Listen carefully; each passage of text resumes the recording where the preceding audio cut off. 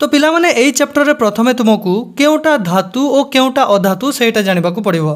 तापाई तुमको एमानकर भौतिक धर्म विषय जानिबा को पड़िबो, कारण धातुर भौतिक धर्म अलग थाए और अधातुर भौतिक धर्म अलग थाए। तो चलो प्रथमे आमे धातुर कौन कौन भौतिक धर्म थाए सेटा देखि नेबा। तो पिला माने धातु ताहा जे धातव दीप्ति देखाए, जे दृढ़ता देखाए, जହାର नमनीयता थाए, जे तन्यता देखाए, जहा विद्युतर सुपरिवाही, जहा तापर सुपरिवाही और जहा को आघात कले ध्वनि बाहरे। तो यही सब होउची धातुर भौतिक धर्म। तो चलो एटा को गोटे गोटे कर बुझी नेबा। तो देख पिला माने प्रथमे अछि धातव दीप्ति, माने धातु गुड़िक चकचक करिथांती। एही कारणर सुना रूपा तंबा परी धातु गुड़िक गहना और अलंकार व्यवहार करा जाए। तापरे अछि दृढ़ता, माने साधारणतः धातु गुड़िक शक्त और कठिन थांती, किंतु सबु धातु समान दृढ़ नुहे। जेमिति सोडियम एक धातु हेले मध्य एहाकु एक साधारण छुरी रे मध्य कटा जाई पारे। तापरे अछि नमनीयता, माने धातु को आघात कले बा पिटिले धातु भांगी जाए नहीं, बरं पतला चदर रे परिणत हुए। एहाकु नमनीयता कहा जाए। एबे अछि तन्यता। देखो तन्यता माने होउची धातु पतला तार रे परिणत होई परिबो। जेमिति कि उदाहरण अछि मात्र 1 ग्राम सुना को प्राय 2 किलोमीटर लंबा तार रे परिणत करि हबो। तापरे धातु ताप सुपरिवाही, एटा तो तुमे माने जानिछो, और विद्युत सुपरिवाही एटा मध्य तुमे माने जानिछो, किछि बुझेबाको दरकार नहीं। आउ धातु को आघात कले ध्वनि बाहरे, माने बाडेले ध्वनि बाहरे, एटा भी तुमे माने जानिछो। एही ध्वनि सृष्टि करवा गुणरू आमे कौन करथाऊ, विद्यालय जो घंटा अच्छी कि मंदिर घंटा अच्छे सेटा धातुरु तैयारी करिथाऊ। ठीक यही परी आमे अधातुर भौतिक धर्म माने देखिबा। अधातुर भौतिक धर्म धातुर भौतिक धर्म टारु ठीक ओलटा हे थाए। माने अधातु धातव दीप्ति देखाइबो नाही, नमनीयता नथिबो, तन्यता देखाए नाही, जहा विद्युतर कुपरिवाही, जहा तापर कुपरिवाही और जहा को आघात कले ध्वनि बाहरे नाही, माने कम बाहरे। एहा प्राय कठिन किंबा गैस अवस्था थांती। एहा थिला धातु और अधातुर किछि भौतिक धर्म। किंतु धातु और अधातु को केवल भौतिक धर्म अनुसार वर्गीकरण करा जाई परिबो नाही, कारण एथिरे किछि व्यतिक्रम थाए। जेमिति कि आमे देखिलु धातु दृढ़ता देखाए, किंतु पारद धातु हेई मध्य एहा तरल अवस्था रे थाए। सेमिति समस्त धातुर गलनांक अधिक थाए, माने एमाने अति सहजरे तरलिबा कथा नुहे। किंतु गालिलियम और सीसियम एमाने जो धातु अछंती सेमानंकर गलनांक बहुत कम, एते कम जे सेमाने पापुली उपरे रखिले सेटा तरली जाए। सेमिति अधातुरे मध्य किछि व्यतिक्रम अछि। आमे देखिलु अधातुरे धातव दीप्ति रहे नाही, किंतु आयोडीन अधातु हे मध्य धातव दीप्ति देखाए। सेमिति अधातु विद्युतर कुपरिवाही हेवा कथा, किंतु कार्बन रो अपरूप ग्राफाइट अधातु हे मध्य विद्युत परिवहन करे। एठी मने रखिबो कार्बन रो गोटे अपरूप अछि हीरा, तमे माने जानिछो, सेटा गोटे प्राकृतिक कठिनतम अपरूप। यार जो गलनांक स्फुटनांक अछि सेटा बहुत बेसी। ओके, तो पिला माने एबे आमे नेक्स्ट देखिबा कि डिंगर सर कौन कहउचंती। तो डिंगर सर कहउचंती कि वीडियो देखुछ लाइक आउ सब्सक्राइब करबा भूली जाउछ। अरे जदि तमे सपोर्ट करबो तो एमिति आहुरी मो प्रीमियम कंटेंट आड़ेबी। तो गोटे सब्सक्राइब हो जाओ आउ गोटे लाइक हो जाओ एबे एखा। ओके, एबे सब्सक्राइब कर देलो, लाइक कर देलो, तो चलो एबे कंटिन्यू देखिबा। ओके गुड, चलो देखिबा। तो पिला माने एबे आमे देखिबा धातुर रासायनिक धर्म मानकू। प्रथमे आमे देखिबा धातु को वायु रे दहन कले कौन हुए, माने आमे धातु और अम्लजान रो प्रतिक्रिया देखिबा। तो पिला माने अधिकांश धातु अम्लजान सहित प्रतिक्रिया करी धातव ऑक्साइड दे थांती। मने रखिबो धातव ऑक्साइड, जहा को आमे लिखि पारिबा धातु प्लस ऑक्सीजन गिव्स धातव ऑक्साइड। उदाहरण रे copper plus oxygen gives copper oxide. सेमिति aluminium plus oxygen gives aluminium oxide. एठी तुमे मने रखिबो जे ए जो धातव ऑक्साइड माने तैयारी होउचंती से माने क्षारीय प्रकृतिर होइथांती, किंतु केतेक धातव ऑक्साइड अचंती जो माने उभय अम्लीय और क्षारीय प्रकृति देखांती। जेमिति कि एल्युमिनियम ऑक्साइड जहा उभय अम्लीय और क्षारीय गुण देखाए, आउ जो धातव ऑक्साइड एमिति उभय अम्लीय और क्षारीय गुण देखाए ताहाकू उभयधर्मी ऑक्साइड बा एम्फोटेरिक ऑक्साइड कहा जाए। एबे एही एल्युमिनियम ऑक्साइड रो प्रतिक्रिया देखो। प्रथमे यह अम्ल सहित प्रतिक्रिया करुछि, देखो HCl सहित करुछि, ता माने यह क्षारीय प्रकृति देखाउछि और द्वितीय रे यह क्षार सह प्रतिक्रिया करुछि माने NaOH सहित प्रतिक्रिया करुछि ता माने निजे अम्लीय प्रकृति देखाउछि। तो पिला माने एबे तुमे जानिलो धातु अम्लजान सहित किपरि प्रतिक्रिया करे, किंतु गोटिए कथा मने रखिबो सबु धातु ऑक्सीजन सह समान बेगरे प्रतिक्रिया करंती नाही। एइटी तुमको धातुर प्रतिक्रियाशीलता विषय जानिबाकू पड़िबो। प्रथम रे अति प्रतिक्रियाशील धातु जेमिति कि पोटासियम और सोडियम एमाने वायु रे माने अम्लजान सहित मिसिले एते जोर प्रतिक्रिया करिवे जे सेमानकरे निया लागि जिवो, तेणु नियार रक्षा पाइबा पई एमानंकु सर्वदा किरोसिन रे बुड़ाई रखा जाए। तापरे मध्यम प्रतिक्रियाशील धातु जेमिति कि मैग्नेशियम एमाने तुलन रे कम प्रतिक्रियाशील अटंती। तापरे कम प्रतिक्रियाशील धातु जेमिति कि जिंक, लुहा, तंबा, लेड एमाने प्रतिक्रिया करूछंती बोली भी जଣା पड़े नाही। और सबठारु शेषरे प्रतिक्रियाहीन धातु जेमिति कि रूपा और सुना एमाने उच्च तापमात्रा रे भी ऑक्सीजन सहित कोनोसी प्रतिक्रिया करंती नाही। तो पिला माने एबे आमे देखिबा धातु जल सह प्रतिक्रिया कले कौन हुए।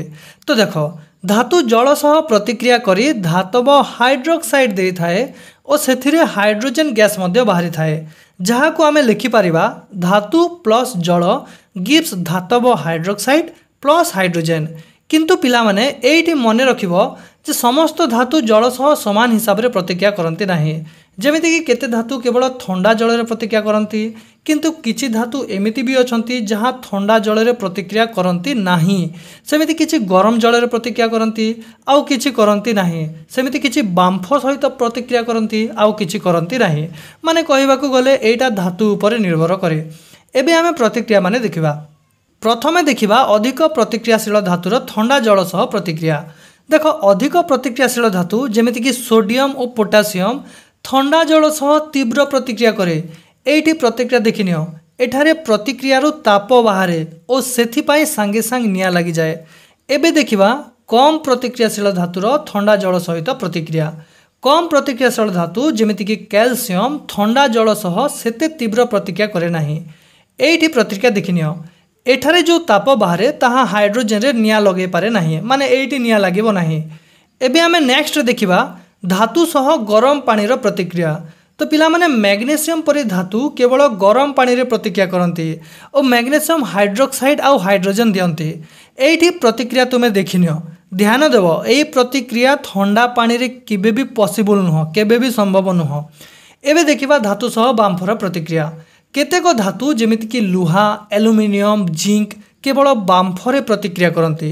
एमाने ठंडा जल सह किंबा गरम पानी सह किछि भी प्रतिक्रिया करंती नाही। एइठी प्रतिक्रिया तुमे माने देखिनियो ओके। सेही समान जिनिस तयारी हेबो सबु जगह रे। शेषरे आमे देखिबा किछि धातु अछंती जेमिति कि लेड, तंबा, रूपा और सुना जो माने कि जल सहित बिल्कुल प्रतिक्रिया करंती नाही, ताहा ठंडा हो, गरम हो कि बांफ हो। तो पिला माने एइठी आमे धातुर जल सह प्रतिक्रिया देखिनु। तो पिला माने एबे आमे देखिबा धातु अम्ल सह प्रतिक्रिया कले कौन हुए।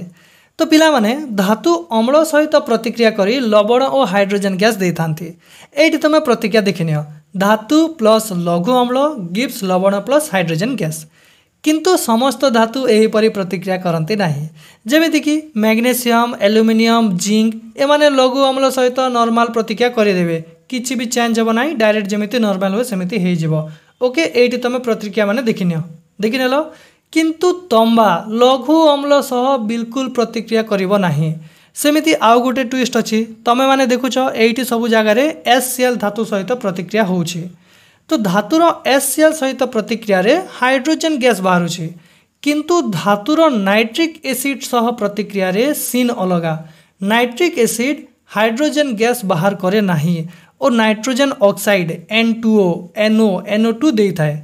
किंतु मैग्नेशियम और मैंगनीज लघु नाइट्रिक एसिड सहित प्रतिक्रिया करी हाइड्रोजन गैस दे दियंती, माने ट्विस्ट रे भर्ती। एबे आमे जानिबा अम्लराज विषय रे। एइटा होछि सद्य प्रस्तुत गाढ़ हाइड्रोक्लोरिक एसिड और गाढ़ नाइट्रिक एसिड जहाँ 3:1 रे थाए। एही मिश्रण कोनोसी धातु सहित भी प्रतिक्रिया करि पारे, जेमिति कि सुना जे कहा सहित भी प्रतिक्रिया करे नाही, किंतु अम्लराज संगे करिवो ओके। तो पिला माने एबे आमे देखिबा धातु किपरि अन्य धातव लवणर द्रवण सह प्रतिक्रिया करे। तो पिला माने तमरो बही रे लेखा अछि अधिक प्रतिक्रियाशील धातु कम प्रतिक्रियाशील धातु को तार द्रवणीय यौगिकरू किंबा तरल अवस्थारू विस्थापन करे। यार माने कौन उदाहरण सहित बुझा। जमीक ये देख जितेबले लुहा कपर सल्फेट सहित प्रतिक्रिया करे सेतेबेले ए जो लुहा अच्छी ताहा कपर ठारू अधिक प्रतिक्रियाशील होइथिबारु एहा कपर को विस्थापन करी ता जगह निजे नहीं जाए। ओके बुझीगला। एठी अधिक प्रतिक्रियाशील ही कम प्रतिक्रियाशील जगह नहीं पारिबो। किंतु जदि ओलटा हुए जेमिति कि तंबा आउ आयरन सल्फेट को मिसा जाए तो कौनसी भी प्रतिक्रिया हेबो नहीं, कारण तंबा कम प्रतिक्रियाशील और आयरन अधिक प्रतिक्रियाशील, तो तंबा आयरन को विस्थापन करि पारिबो नहीं। तो एठी तुमको प्रतिक्रियाशीलतार क्रम जानिबाकू पड़िबो। एटा जदि तुम जानिबो किए काहाकू विस्थापन करि पारिबो सेटा आराम रे जानि पारिबो। तो एठी अछि एटा को देखिनियो। एठी ऊपर जो माने अछंती से माने होउछंती अधिक प्रतिक्रियाशील धातु और तले जो माने अछंती से माने होउछंती कम प्रतिक्रियाशील धातु। मन रखिबो ऊपरठू तळकू आसिले प्रतिक्रियाशीलता धीरे धीरे ह्रास पाइबो। ओके। तो पिला माने एबे आमे देखिबा धातु और अधातु किपरि प्रतिक्रिया करे। एहा जानिबा पूर्वरु नवम श्रेणी रे पढ़िथिबा नोबेल गैस रो कांसेप्ट को मु टिके मने पके दउछे। एठी तीनिटी नोबेल गैस रो इलेक्ट्रॉन संरचना को देख। हीलियम 2 नंबर = 2, नियन 10 नंबर 2 8 आउ आर्गन 18 नंबर 2 8 8। एमाने होउचंती स्थायी मौलिक, माने एमानंकु आउ किछि दरकार नहीं, एमाने आउ कहा सहित प्रतिक्रिया करिवे नहीं। तो पिला माने दुनियार जेते भी मौलिक अछंती एमानंक परि हेबाकू चाहंती आउ एमानकर जो इलेक्ट्रॉन संरचना अछि सेटा को पाइबाकू चाहंती। सेतिपाई मौलिक माने कौन करिवे निजर इलेक्ट्रॉन को दियंती किंबा अन्य ठारो नियंती आउ एमानंक परि हेबाकू चाहंती। ओके। एठी उदाहरण गोटे दउछि देख। सोडियम धातुर इलेक्ट्रॉन संरचना होउछि 2 8 1। जदि सोडियम एई बाहरे थिबा गोटिए इलेक्ट्रॉन को काहाकू देई दबो तो निजे 2 8 हेई स्थायी हेई जिवो। सेमिति क्लोरीन अधातुर इलेक्ट्रॉन संरचना होउछि 2 8 7। जदि से कौन करिवो गोटिए इलेक्ट्रॉन काहाटू नहीं आसीबो तो 2 8 8 होई से स्थायी होई जबो। मोटामोटी कहबाकू गले धातु इलेक्ट्रॉन दिए और अधातु इलेक्ट्रॉन निए और से माने स्थायी यौगिक हुअन्ते। ओके। एबे तमे नोबेल गैस रो कांसेप्ट बुझिगला। तो एबे आमे कौन करिबा धातु और अधातुर प्रतिक्रिया देखिबा। एइठ मु गोटे उदाहरण नउछि सोडियम आउ क्लोरीन रो। जेमिति तुमे जानिछो सोडियम धातुर इलेक्ट्रॉन संरचना होछि 2 8 1 और क्लोरीन रो 2 8 7। तो एबे कौन हेबो एई सोडियम तार बाहरे थिबा गोटे इलेक्ट्रॉन को क्लोरीन को देई देबो।